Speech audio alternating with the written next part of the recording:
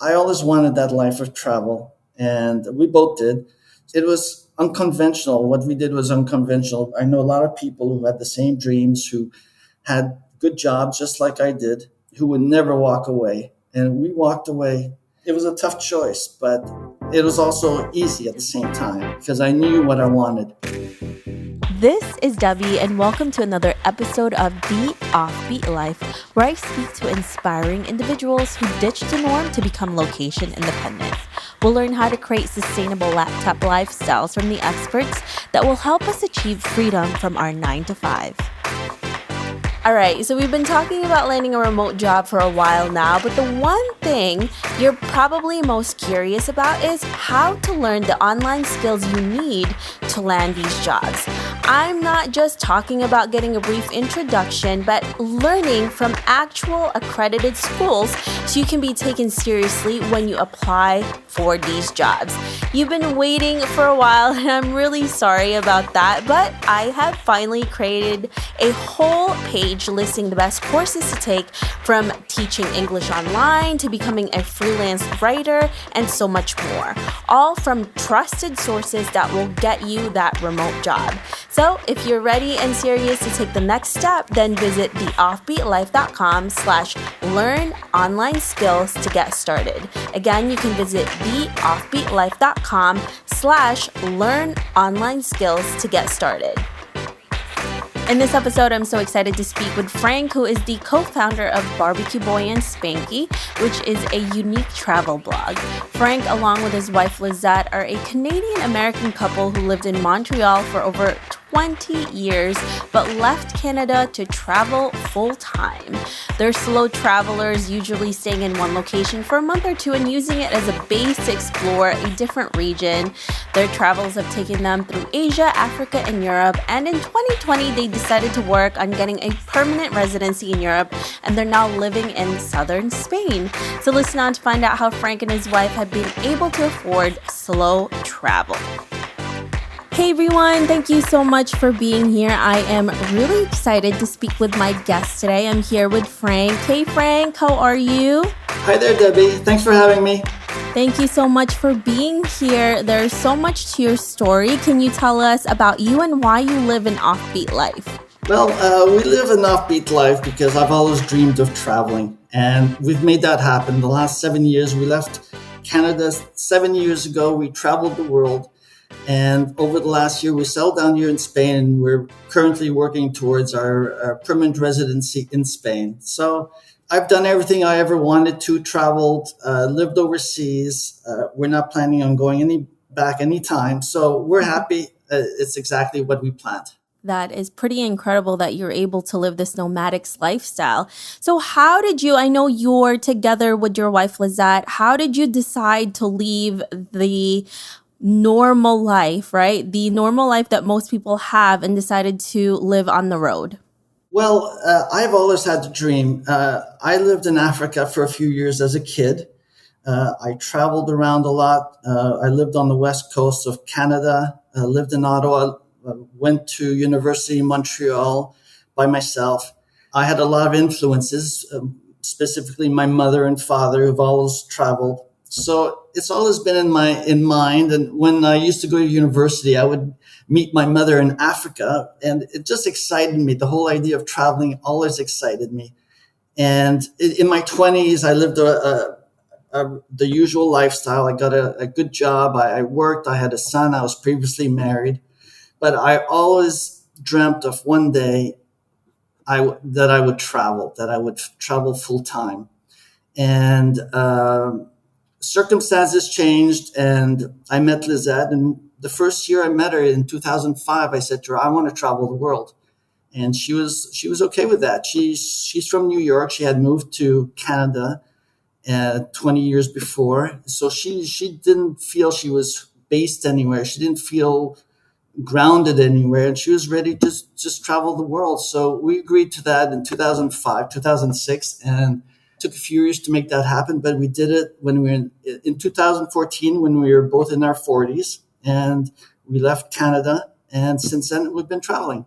Wow, that's pretty incredible. And it's pretty amazing too when you meet someone who is all for it, right? And you don't have to kind of convince them to live this unconventional lifestyle that you and Lissette both have. So you mentioned that it took you a few years to get to the point where you can finally leave. How did you prepare for that journey? What did you do to make sure that this transition would be smoother? And I guess you can't really prepare fully, but how did you do that together? There were a few things involved. I mean, firstly, finances. You want to make sure that you're financially secure. I had a good job when we first met. I had a very good job. I just thought I'd milk it as long as I possibly could. And so I did for a few years, more than I really wanted to. So that was one thing. But then also I had a condo in Montreal and I wanted to be able to rent it out when we left. So we spent the last year renovating it. But then there were a few other things. I had a son who was older and I wanted to wait until he was university age before I left. So there were all these little things. And then by the time we hit 2013, 2014, we said, okay, we're ready to do it. Yeah. And you also said that you did this when you were in your 40s. And a lot of people think that you can only do this when you're young, when you're in your 20s, maybe early 30s, right? But people tell you when you're in your 40s, you have to settle down, you have to be an adult, right? But you and Lissette did this when you're in your 40s and you're still doing it now and you're loving it. So what was that like? Did you get a lot of pushback? How was that transition for you? I mean, was there any doubts or even stressors for you during this situation and really stage in your life? Actually, I think it's the more conventional way to do it is that you work, you make your money, you save your money, and you're at a point where your kids have grown up and they've got their own lives. It just makes more sense to me. And unlike maybe a lot of the people you have on the show, I didn't have a digital job to go to. When we left Montreal, Lissette was able to continue her job. She had a marketing job and she continued that for a few years until she was downsized in 2019. But really for us, it was about being in the proper position. And I've met a lot of people traveling who don't really have savings. They travel, but they're stressed. You can tell they're not really enjoying it, that they're always wondering, well, what am I going to do to make ends meet? Or where am I going to be in 20 years from now? And am I ever going to have kids or get married? Well, that was in the past for both of us. So I just think it's easier this way. Now we don't really have any worries. We don't have to worry about all those things. We're comfortable. That's a really good point, Frank, because it's so much more, I guess, easier for you. And you mentioned too that you waited until your son was in university before you did this as well. So this is a really good way to do it. Right? And you have the savings, you're not stressing out. And I do agree with you. A lot of people just leave their day job. They don't have maybe a plan and they just work as they go. And it's a lot of stress when you're able to do that. And sometimes you actually have to come home because it's not sustainable. That type of lifestyle is not sustainable. So the way you did this is actually really smart. And I don't think a lot of people think of it that way. I think, everybody has a different path. I think everybody has a different path. Different things happen in your life. And sometimes you just have to, there's always a fork in the road and you have to make a decision. Love that. Yes, that's really true. I mean, I guess you have to decide what's right for you at that moment, whether you're in your 20s, 30s, 40s, 50s, and beyond that. I don't think there's really anything wrong with trying something new at any age. And as long as it's something that you want to do and what you love to do, it's all right, right? Yeah, I agree with that. So you talked about you leaving and you didn't have a digital job. How did you actually create income once you left aside from Lissette's marketing job? Did you do something else to be able to sustain yourself aside from just your savings? Well, initially, I also rented out our condo in Montreal. The mortgage was paid, so that was monthly income and it was dependable income. But After 3 years of traveling, our renters decided that they wanted to move to the suburbs. And so then I came to the decision, do I find other renters, which would require me to go back and handle paperwork and do all that, or do I sell it? And at that point, we were 3 years into it and we were happy with our lifestyle. And we just said, you know what? We're never going to live in Montreal again. It's not going to happen. So let's just sell it. So I went home. I sold it within a few weeks, arranged for the shipping of all our stuff, which was in storage. And basically, everything, all our physical possessions in Montreal were let go. So that was that as far as the rental goes. But we had the cash in the account, and so that's good. The stock markets have been doing well. After that, I didn't have anything to monetize. But when Lissette lost her job, our blog's been doing well. So in 2019, I said, oh, well, maybe it's time to monetize the blog, which was up to then more of a hobby than anything. So we've monetized and it's done well. And that's right now, it's that and our savings. That's what we live off. That's pretty amazing. I love that. Now, let's talk about your blog. And you said that you didn't have any idea and this was just a hobby in the beginning, but then you decided to start making money from that. How did you make that happen? I always enjoyed writing, photography. It was more of a keeping track of our travels. That's why I set it up initially. I just thought this is going to be nice to look back on in 20 years from now. And it got popular. We have some users who come back all the time, readers. And at a certain point, I said, we're getting enough traffic. I can maybe do something. And it was brand new to me because I haven't had experience blogging. A lot of the people I've seen with blogs have former backgrounds in journalism or SEO, so it's all been new to me. But I decided to monetize, and it's been piece by piece, really. I mean, it's just little things. I started with affiliates. Once my traffic got to the proper level, I joined up with Mediavine. I do sponsor posts. And lately, I just joined up with YouTube. And so now I've just started doing YouTube videos and having fun with that. So it's just adjusting and learning and having fun with it. Yeah, I mean, it's just a little bit at a time. And I think the great thing about your lifestyle is that you're able to do this and to commit to it without really being stressed because you had all of these other things that you prepared, the real estate that you have, and then Lissette had her marketing job until 2019, and then you're able to now do this blog that you have, which is pretty incredible if you think about it, because you're creating income, sharing what you love to do, which is a dream for most people, right? Yeah, sure. And you know what? I've met a lot of people who've created blogs to make money. They didn't do it because it was something that they loved doing. They just thought, you know what? I want to travel the world. How can I make money? Oh, maybe I'll start a travel blog. But you know what? It shows through when people don't love what they're doing. It really does. You can't be looking at the bottom line all the time. You have to do something you really like and be passionate about. And I think that's what led me to do it. And that's why I've been successful doing it. I enjoy doing it.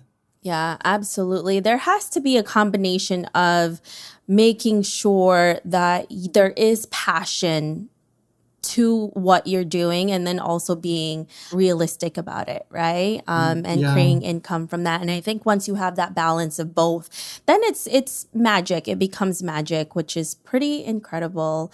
So when you're doing this now, and I know you traveled in a lot of different places, and I know right now in Spain that you're both trying to get your permanent residency, what made you decide that Spain was going to be it for you? Because you've both been to a lot of different places. Yeah. Well, we wanted to get our permanent residency somewhere in Europe. Back in 2017, after 3 years, we were a little bit tired of traveling, and we settled down in Croatia for a year, and in Split, Croatia. And we love Split. It's a beautiful city. We went through all the work required to stay there for a year. We had a temporary residence, but we just couldn't see ourselves living there long term. There was the bureaucracy, the language, the connections are far from the rest of Europe. We didn't see it as a permanent solution. And Spain was always there. We both speak Spanish. It's an easy flight back to Canada or to Mexico. I have my mother in Mexico. It's modern. The infrastructure is modern. Traveling around, it's easy to travel around. We can connect to airports all over Europe. So really, it was just a good fit for us. Yeah. So we just decided, let's work on our permanent residency in Spain, and it wasn't too hard. Yeah. How is that? Does it take a long time to get that permanent residency? And is there any type of, I guess, do they require anything in order for you to get that residency? Yeah. Well, first of all, you have to apply in your home country. So it was a challenge because we had decided this in 2019, and in early 2020, we decided to come to Spain and have a look at different places where we could possibly live. And that's when we got locked down in March of last year. We got locked down in Leon in northern Spain for 4 months. And so we had to decide, we were stuck in Spain for 4 months. And do we go back to Canada? Do we just stick to our plan? And we decided just to wait it out in Leon. And as soon as they lifted the state of alarm, we flew back to Canada. We got all our paperwork together. We made our appointment at the Spanish consulate.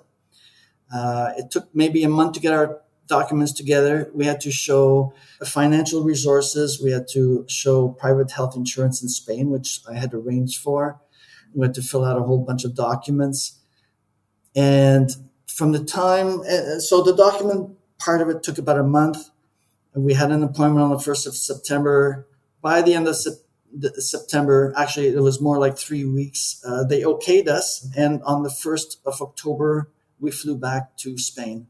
So it really didn't take a long time. The whole process maybe took 2 months. But there is a lot of paperwork involved. It takes perseverance and some research, but it wasn't that hard. Well, that's good to know because there's a lot of places, especially in the US, where it just takes so long to get anything done. And, the system is just so crazy that it takes months, sometimes even years for people to be accepted as a legal resident. So that's good to know that you're able to do this in just a few months. And it's understandable that there's a lot of paperwork, but at least if you do it right, you get to do it in a quicker way, which is a good thing. Yeah. So, I mean, we got 1 year's residency, which is what we started off with. And then you have to renew it twice. We just renewed it now. It's been almost a year. We renewed it. It's for an additional 2 years. No more paperwork for 2 years. And then we renew it one more time in 2 years' time.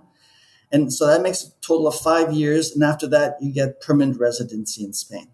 So that's been our goal. We wanted to get permanent residency before we were 60, before we had any issues with health insurance or anything else. We didn't want to be wondering, we're 65 years old. Where are we going to go? What are we going to do? What's our future? So we wanted to have permanent residency in Europe somewhere. Yeah, that's good thinking. Just in case anything, at least you have a place that you both want to live in. So, Frank, let's fast forward to about 20 to 30 years from now, and you're looking back at your life.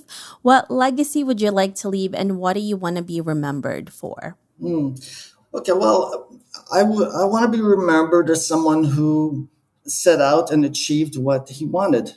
Somebody who had dreams and was going to make that happen. And really, that's what I achieved. I made my dreams happen. I don't know what's going to happen over the next 20, 30 years. We probably won't be in Spain anymore. We might be somewhere else in Europe. But I always wanted that life of travel, and we both did. It was unconventional. What we did was unconventional. We left. I know a lot of people who had the same dreams, who had good jobs just like I did, and who would never walk away. And we walked away.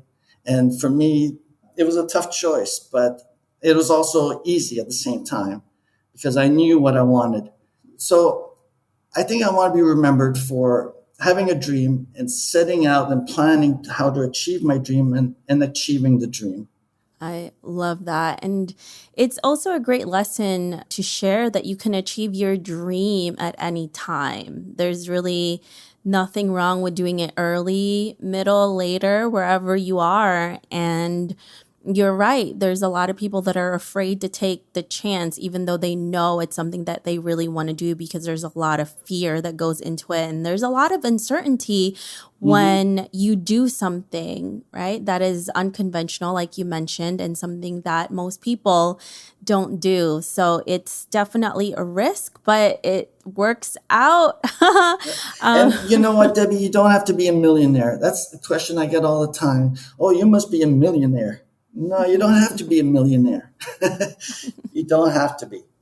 And you know what? I think a lot of people feel that way, or maybe think that because they want it to be impossible for themselves, right? Otherwise, if you say, hey, you don't have to be, you can do it right now, then there's less of an excuse not to do it. And then you're like, what am I doing with myself? So Actually, you're right. Yeah, I believe that. yeah, you definitely try to take it out as an option for yourself, because it becomes an excuse. But then when you hear Frank's story and Lisette's story and so many other people that I've interviewed on this show, where you can do it at any time, you don't need to be a millionaire. You can do it in a way that works for you and your lifestyle and however you want to do it. So it's never impossible. I think for the most part, it's just our mindset that stops us from doing it as well. So it's pretty insane what our mind can do for us. You know, it can either push us through or hold us back. Yeah, but I would never tell anybody to just get up and leave. I think some people tell you that you should. I would never tell you that. I think it's based on, you have to have the financial resources. You have to be ready, or to have to have something that you can do overseas. You know, I mean, my son is a perfect example. My son, he's got a good job. He was working in Toronto. He made about 50K a year, and he wasn't able to save any money. Toronto's an expensive city. I said, you know, if I was you, I said, I'd go to Thailand. I'd travel around and do my work remotely. You can do that now. I couldn't do that 8-9 years ago. Yeah. And he said, oh, you know, Dad, I don't have the same interest. I don't care about travel. And so, but at least it was there for him. He could have done it. And I'm sure a lot of people are in the same shoes. They could do it if they really wanted to. I love that you're the dad that tells his son to go out there and travel. Most of the time, it's the opposite. It's the son that's like, Dad, I want to travel. I want to go to Thailand, to Chiang Mai. And like, you're the total opposite. And your son is like, I don't care about that, Dad. And you're like, the total opposite. But, that's you so know, hilarious. If he didn't have a job, it would be totally different. He says, you know, Dad, I'm going to be a blogger or a YouTuber and I'm going to go travel to Thailand. I said, forget it. Don't. You're wasting your time. Don't do it. But he's got a good job in finance. And I just thought, you know, if I was in that position when I was his age, I would have done this 20 years ago. Really, no kidding. I would have left Canada many years ago just so I could travel. But we're different. So yeah. Well, there's, like you mentioned, there's a lot of different opportunities now. So if you are interested in that, of course, there's a lot of different things that you can do to be able to work consistently and also travel, like what Frank is doing right now and what he just mentioned. So there is a lot more things that you can do if this is really what you want for yourself. So before we say goodbye, Frank, I have 5 rapid questions for you. Are you ready to answer them? No. Okay, well, okay. We're gonna ask it anyways. Okay. So what has been the best money you've ever spent while you were abroad, and why? Best money. Oh, okay. Well, I can't think of one big thing except maybe going to South Africa. We went to South Africa for 3 months, and South Africa, it's a bit expensive, and well, you have to pay for expensive flights. You can't fly a discount airline to South Africa, and the accommodation Airbnb market isn't the greatest, so you're paying quite a lot for accommodation. But we had such a great time in South Africa, and for me, it's still the highlight of our 7 years of travel. We spent 3 months there, People are so nice. The food's so good. It's the most beautiful place I've ever been. Loved South Africa. So, and we did things there like paragliding and jumping off, doing bungee, and just so many activities. We rented a car, and so much to see. It's such a beautiful place. So that was the best money spent, I think. What about your ideal day? Can you describe what that looks like? Well, waking up, seeing something special. For me, my ideal day would be going on a long hike. And when we lived in Croatia, we had a few Croatian friends, and every couple of weekends we would go hiking in the mountains around Split. And that was always the highlight for me. So a long day of hiking with a bottle of booze and a lunch, and just coming home after and taking a dip in the sea and having supper. And that's a pretty good day. That sounds idyllic for sure. Now, where would you say has been the best place that you've lived in as a remote worker? Okay, that's easy. Prague is a place we go back all the time. And some people say Prague is over touristy, but they don't know what they're talking about because the center of Prague is touristy.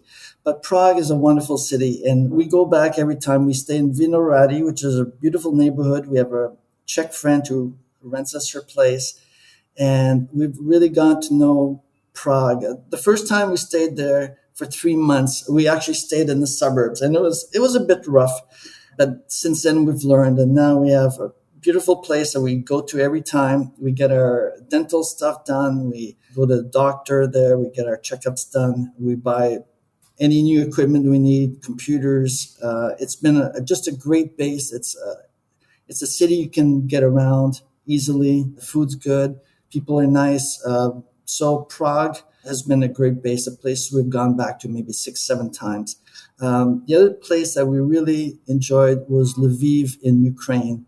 We discovered that in 2018, and especially during midsummer when everybody's on vacation, the price of apartments in Europe goes sky high. We go back to Ukraine, and we've loved Lviv. So we call it the mini Prague. It's a beautiful city, so that's another favorite. And during lockdown, they're the 2 places that always come to mind for us that we really miss, Prague and Lviv. Love it. I will have to check that out once things start to open up more here in the US, but love those. So, Frank, if you could have a superpower, what would it be? To be able to transport and go anywhere at a moment's notice. That's a good one. I wish we can all do that right now. That would be great. Yeah. And maybe not stay too long, but at least, for a few hours and, have lunch here and have supper here or do a hike here or, just, Love that. Love that. Unless you decide to stay there longer, you never know. Exactly. So what's the one thing that you wish you did sooner? I wish we had started traveling sooner than 2014, but hindsight is 2020. We didn't feel secure before then leaving. We didn't know COVID would happen, so that throws everything off. You think that you can do this anytime you can travel, that your life is laid out in front of you and you can do anything anytime. But as COVID has shown us, and that might not happen. Stuff might happen along the way. So we regret a few years where maybe we could have left a few years sooner, and we didn't. Yeah. It's crazy how these last 2 years have really shown us how things are not it's just so crazy, because there's so many things that we can't do right now and we really just took for granted before the pandemic happened. And now even just seeing your loved ones, like you're separated from them for so long, it's been so incredible though. But I think a lot of us have become so much more appreciative of what we have, which is really nice. That's true. To see that. I love it. Well, thank you so much for being here with us, Frank. I really love hearing your story. I think it's so incredible. Thank you again for being here. If our listeners want to know more about you, where can they find you? On our blog, The Travels of BBQ Boy and Spanky.